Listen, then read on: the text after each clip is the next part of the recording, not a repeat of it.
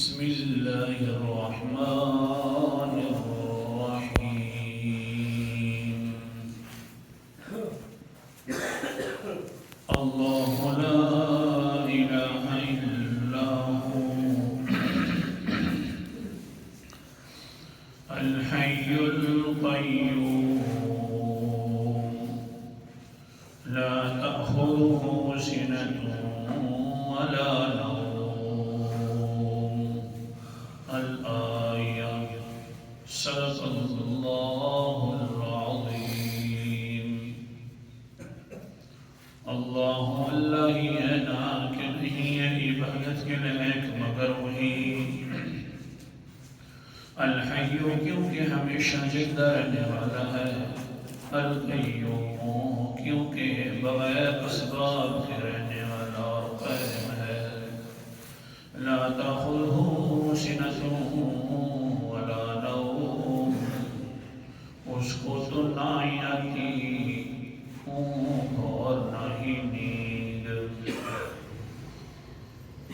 لا الہ الا اللہ کی تیسری دلیل کہ اللہ تعالیٰ نے فرمایا کہ میں نیند سے بھی پاک ہوں اور اونگ سے بھی پاک ہوں اور آپ عقل سے سوچو کہ جن کو تم پکارتے ہو ان کو تھکاوٹیں لگ جاتی ہیں اور پھر ان کو ضرورت ہوتی ہے سکون حاصل کرنے کی پھر جس وقت وہ سکون کرتے ہیں نیندیں کرتے ہیں تو ان کو اپنے سرحانے کی نیچے کا بھی پتہ نہیں ہوتا تو تمہارے حالات کا کیسے پتہ ہوگا اس لیے ان کو نہ پکارو وہ عبادت کے لائق نہیں ہے میں ہی عبادت کے لائق ہوں جو نیندوں سے بھی پاک ہوں اونگوں سے بھی پاک ہوں اللہ اکبر کبیرہ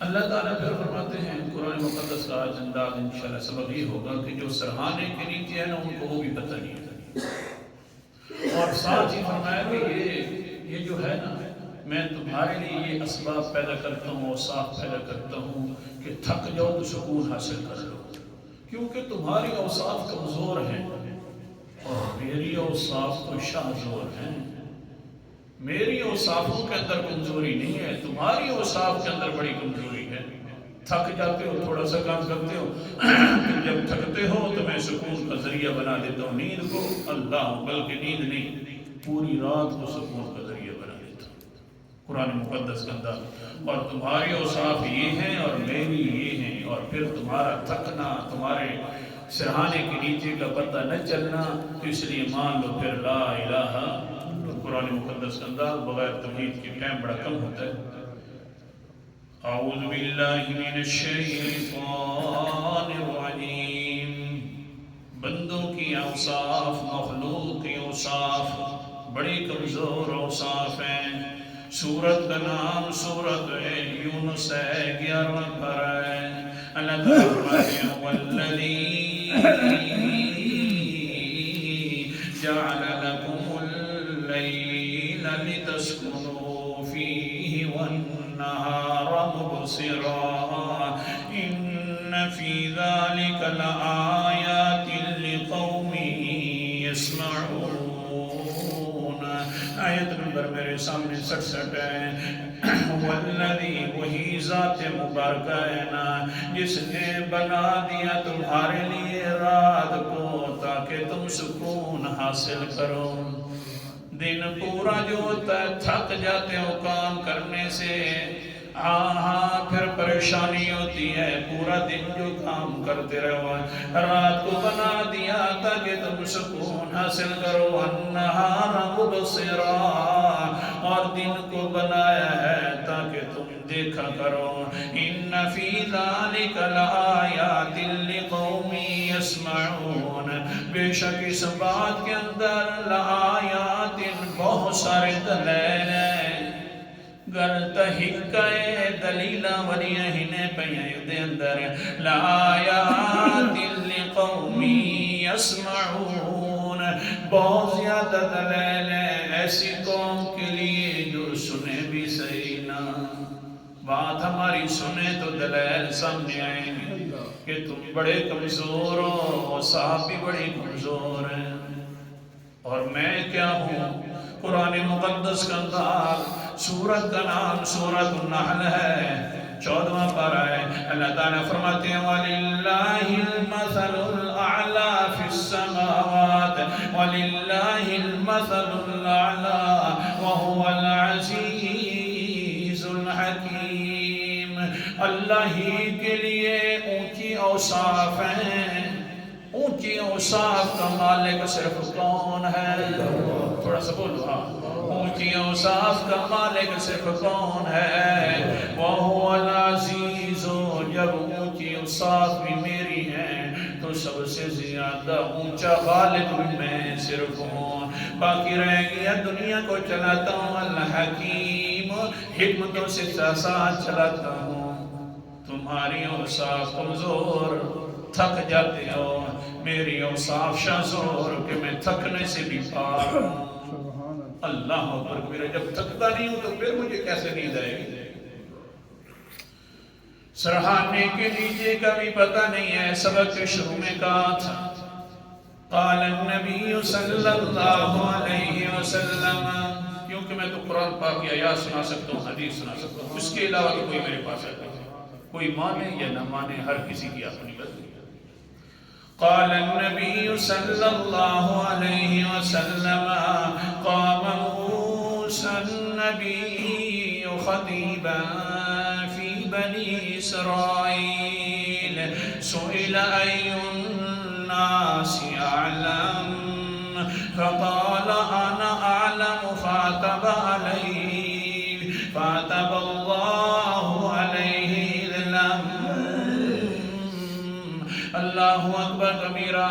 بہت بڑی حدیث ہے۔ حضور صلی اللہ علیہ وسلم نے فرمایا ایک دن حضرت موسیٰ علیہ السلام اللہ کی توحید بیان کر رہے اور خطیب بنے ہوئے، بڑے عظیم و شان خطیب تھے۔ ایک انسان نے پوچھ لیا حضرت صاحب ای الناس اعلم، دنیا کے اندر اس وقت زیادہ عالم کون ہے؟ تو کہنے لگے انا عالم، میں ہی زیادہ عالم ہوں، کیونکہ نبی جو ہوتا ہے وقت کے اندر وہ دنیا کے اندر سب سے بڑا عالم ہوتا ہے۔ فَعَتَبَ اللَّهُ عَلَيْهِ، اللہ تعالیٰ نے اسی پر ناراضگی کر لی۔ ہاں یہ کیوں کہا انا عالم، بلکہ کہتے واللہ اعلم، اللہ زیادہ عالم ہے، اپنے بارے میں کیوں کہہ دیا؟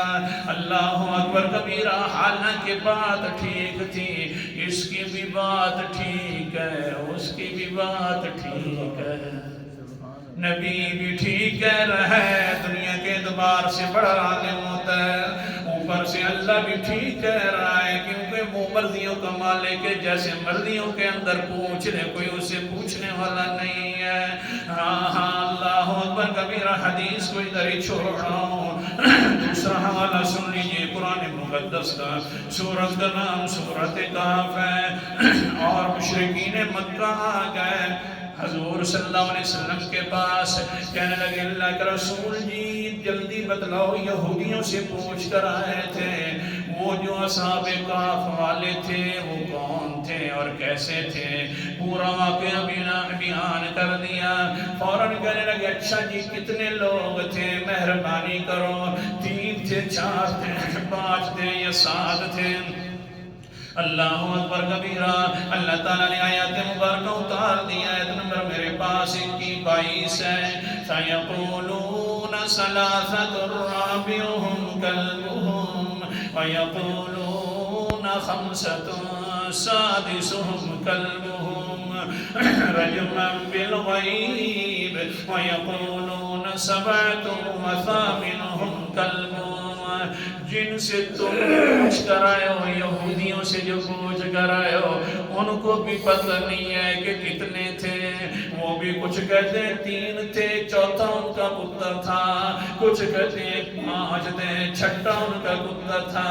وہ ساری رجمن بالغیب، اٹکل پچو سے کام لیتے ہیں، تکے ہی مار رہے ہیں۔ اور کچھ کہتے تھے 7 تھے اور 8واں ان کا پتر تھا۔ جن سے تم پوچھ کر آئے ہو، جب ان کو پتہ نہیں ہے تو سوال کرنے کی کیا ضرورت ہے؟ یہودیوں نے سوال سکھایا تھا نا۔ وہ کہنے لگے آگے سے، اچھا جی مہربانی فرمائیے خود ہی بتلا دو۔ اللہ اکبر کبیرہ۔ پیغمبر علیہ السلام چپ ہوئے، اوپر والا چپ نہ ہوا اور کہنے لگا قُل رَّبِّي أَعْلَمُ بِعِدَّتِهِم مَّا يَعْلَمُهُمْ إِلَّا قَلِيلٌ۔ میرا پیغمبر جی فرمائیے میں ربی اعلم، مجھے علم نہیں ہے، میرا رب زیادہ جانتا ہے۔ اللہ اکبر۔ تو موسیٰ کو بھی چاہیے تھا نا، کیا کہتے ہیں واللہ، مجھے کوئی پتہ نہیں کون زیادہ عالم ہے، میرا رب زیادہ جانتا ہے۔ اللہ اکبر کبیرہ، سبحان اللہ۔ بس جب یہ بات ہوئی تو حضرت موسیٰ علیہ السلام پریشان ہو گئے، اوہو کیا ہوا؟ لیکن اوپر سے اللہ تعالیٰ نے فرما دیا فَأَوْحَى اللَّهُ إِلَىٰ مُوسَىٰ أَنَّ عَبْدًا مِّنْ عِبَادِي بِمَجْمَعِ الْبَحْرَيْنِ۔ اے موسیٰ میں تجھے بتلاؤں، 2 دریا جہاں مل رہے ہیں، روم اور فارس والا دریا، اس جگہ کے اوپر ایک انسان موجود ہے، ہوا اعلم منک، جو تجھ سے بھی زیادہ عالم ہے۔ دنیا کے اعتبار سے دین والا تو واقعہ حضرت موسیٰ زیادہ عالم تھے، وہ شریف کے ممبر تھے۔ دنیا کا علم جو ہے وہ تجھ سے زیادہ علم رکھتے ہیں۔ اللہ اکبر کبیرہ۔ حضرت موسیٰ علیہ السلام سمجھ گئے، کہنے لگے قال یا رب کیف بی، اللہ جی مہربانی فرما میں اس تک پہنچوں گا کیسے، کیونکہ سارے راستوں کا تجھے پتہ ہے، مجھے تو ان کے راستے کا بھی پتہ نہیں ہے۔ بخاری شریف کی حدیث پڑھو، لمبی حدیث ہے، مسئلہ بھی سمجھ آ گیا۔ جس کو راستوں کا پتہ نہ ہو، جس کو یہ بھی پتہ نہ ہو کہ مجھ سے زیادہ عالم دنیا کے اعتبار سے رہتا ہے، تو غیب کو نہیں جانتا۔ غیب کو جاننے والا ہے تو صرف کون ہے؟ یا اللہ راستے بتلا دیں۔ اللہ اکبر کبیرہ۔ واقعتاً اللہ تعالیٰ نے قرآن مقدس کے اندر بیان فرمایا راستوں کا علم، پھر میں نے بھی راستے درمیان میں رکھ دیے۔ سورت کا نام سورۃ النحل ہے، 15ویں نمبر آیت ہے۔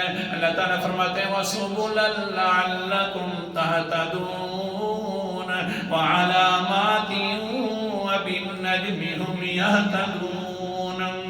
میں نے راستے بنا دیے زمین کے اندر تاکہ تم راہ راست تک اپنے مقصد تک پہنچ جاؤ۔ پھر راستوں کے اوپر میں نے نشانیاں بھی بنا دی۔ اس نشانی کو یاد رکھنا، جب بوڑھے دوسرے کو راستہ بتلاتے ہیں تو آگے جا کر پھر وہ نشانی یاد رکھنا، پھر یوں ہو جانا۔ اللہ فرماتے ہیں راستے بھی مقرر کرنے والا کون ہے، اور پھر نشانیاں بھی اوپر مقرر کر کے بنانے والا صرف اللہ تعالیٰ ہے۔ حضرت موسیٰ فرماتے ہیں اللہ جی مہربانی فرمائیے راستہ تو بتلا دیجئے۔ اللہ اکبر کبیرہ۔ کس جگہ پہنچنا ہے؟ قَاتِلَ لَهُ إِنْ احْمَلْ حُوتًا مِّن مَّقْتَلٍ فَإِذَا فَصَفْتَهُ فَهُوَ۔ اے موسیٰ جی ایک مچھلی بھون لو، ساتھ رکھ لو، وہ آپ کا توشہ بھی ہوگا، پھر بعد کے اندر بھوک لگے تو اس میں سے کھا بھی لینا۔ چل پڑنا، جس جگہ پر مچھلی زندہ ہو کر بھاگ جائے تو سمجھ لینا تمہارا وہی راستہ آ گیا ہے، تمہارا مقصد وہی آ گیا ہے۔ حضرت موسیٰ علیہ السلام نے حضرت یوشع ابن نون کو ساتھ لیا اور چل پڑے، کہیں پورا ہونے والا۔ اللہ اکبر کبیرہ۔ فرمایا قرآن مقدس کا انداز وَإِذْ قَالَ مُوسَىٰ لِفَتَاهُ لَا أَبْرَحُ حَتَّىٰ أَبْلُغَ مَجْمَعَ الْبَحْرَيْنِ أَوْ أَمْضِيَ حُقُبًا۔ موسیٰ فرماتے ہیں اپنے نوجوان ساتھی یوشع ابن نون کو، چلیے جلدی چلیے، چلتے رہیں گے یہاں تک کہ ہم اپنے مقصد تک پہنچ جائیں، خواہ جتنا ہی چلتے رہیں گے۔ فلما بلغا مجمع بینہما نسیا حوتہما، ایک سمندر دو دریا جس جگہ ملتے ہیں وہاں پہنچ گئے۔ حضرت موسیٰ نے فرمایا اے یوشع صاحب جی بڑا تھک گیا ہوں، سبق یاد رکھنا، بڑا تھک گیا ہوں، آرام کرنا ہے، نیند کرنی ہے۔ حدیث پاک، کیونکہ میں تو نقطے بھی بیان نہیں کرتا اپنے الفاظ میں، نہ مجھے آتا ہے زیادہ نقطے بیان کرنا، میں تو قرآن پاک اور حدیث کا طالب ہوں۔ قال النبی صلی اللہ علیہ وسلم حتی کان عند الصخرۃ فوضعا رؤوسہما فناما، وہ جو ایک جگہ پر پہنچے، حضرت موسیٰ علیہ السلام تھکے ہوئے تھے، سو گئے، اور حال یہ بنایا کہ وہ جو توشہ دان تھا اس کو سرہانہ بنا دیا، اوپر ہی سو گئے۔ حضرت یوشع ابن نون بھی اوپر سو گئے۔ حضرت موسیٰ علیہ السلام کو جلدی نیند آ گئی، مچھلی جب نکلی حضرت موسیٰ کو سرہانے کے نیچے کا بھی پتہ نہیں تھا کہ نکل کر چلی گئی ہے۔ اللہ اکبر کبیرہ، فاتخذ سبیلہ فی البحر سربا، اس نے سرنگ بنا کر سمندر اور دریا کے حوالے ہو گئی۔ پھر کیا ہوا؟ فلما جاوزا قال لفتاہ آتنا، حضرت یوشع ابن نون جو ہے یہ ابھی تک پوری نیند کے اندر نہیں تھے، لیکن جب حضرت صاحب اٹھے تو کہنے لگے جلدی چلیے جلدی چلیے، بڑا سفر رہتا ہے، لگتا یوں ہے۔ چل پڑے، آگے گئے تو پھر تھک گئے، کہنے لگے جلدی کرو، ناشتہ لے کر آؤ، ٹائم کم ہے، میں نہ کر رہا ہوں ایسے۔ حضرت یوشع ابن نون نے فرمایا ناشتہ تو دریا کے حوالے ہو گیا ہے۔ ہاں جی، ناشتہ کہاں آ گیا؟ وہ مچھلی گئی تھی حضرت سے۔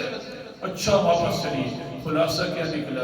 جس کو سرہانے کے نیچے کا بھی پتہ نہ ہونا وہ الہ نہیں بن سکتا، الہ وہ بنتا ہے جس کو اوپر کبھی بھی نیند نہ آئے۔ اور حضرت موسیٰ اتنے بڑے جلیل القدر نبی ہونے کے باوجود بھی ان کو سرہانے کے نیچے پتہ نہیں چلا، کیوں کہ نیند کے اندر تھے۔ جو نیند میں چلا جاتا ہے تو وہ حالات سے بے خبر ہو جاتا ہے، جو حالات سے بے خبر ہوگا تو تمہارے حالات کو کیسے جانے گا؟ لہذا میرے اوپر نیند نہیں آتی، میں ہر وقت تمہیں دیکھتا رہتا ہوں، ہر حال کے بارے میں مجھے پتہ ہے، تو پھر پکارا کرو بھی تو مجھے پکارا کرو۔ اللہ تعالیٰ